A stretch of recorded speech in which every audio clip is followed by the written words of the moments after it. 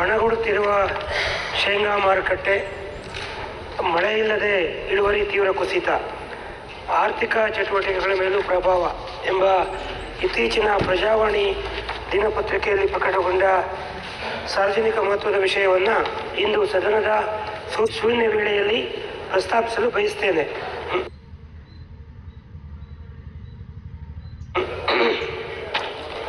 ಸುಗ್ಗಿ ಸಮಯದಲ್ಲಿ ಶೇಂಗಾದಿಂದ ತುಂಬಿ ತುಳುಕುತ್ತಿದ್ದ ಶಿರಾ ನಗರದ ಕೃಷಿ ಉತ್ಪನ್ನ ಮಾರುಕಟ್ಟೆ ಈ ಬಾರಿ ಶೇಂಗಾ ಇಲ್ಲದೆ ಕಳೆಗುಂದಿ ಬಿಕೋ ಎನ್ನುತ್ತಿದೆ.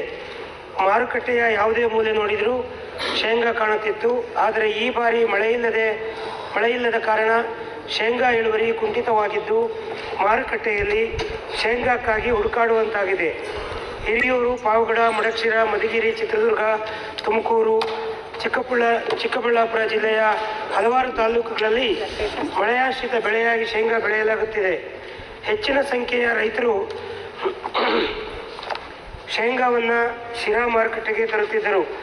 ದಾವಣಗೆರೆ, ಹಿರಿಯೂರು, ಆಂಧ್ರ ಪ್ರದೇಶದಿಂದ ವರ್ತಕರು ಶಿರಾ ಮಾರುಕಟ್ಟೆಗೆ ಬರುತ್ತಿದ್ದರು.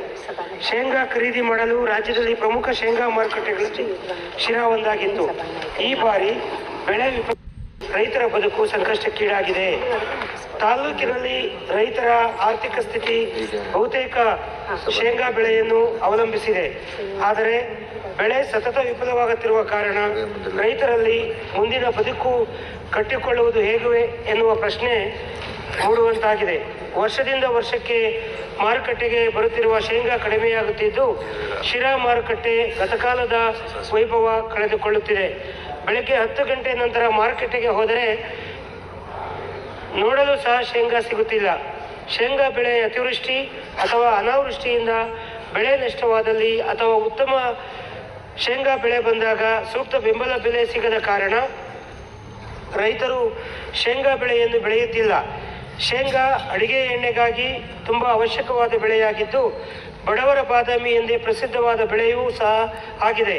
ಶೇಂಗಾ ಬೆಳೆ ಹಾನಿಗೊಳಗಾದರೆ ಸೂಕ್ತವಾದ ಬೆಳೆ ಪರಿಹಾರ ನೀಡುವುದು ಅಥವಾ ಉತ್ತಮ ಬೆಳೆ ಬಂದಾಗ ಸೂಕ್ತ ಬೆಂಬಲ ಬೆಲೆ ನೀಡುವ ಮೂಲಕ ಶೇಂಗಾ ಬೆಳೆ ಬೆಳೆಯುವ ರೈತರಿಗೆ ಪ್ರೋತ್ಸಾಹ ನೀಡಬೇಕು. ಇದರ ಮೂಲಕ ಶೇಂಗಾ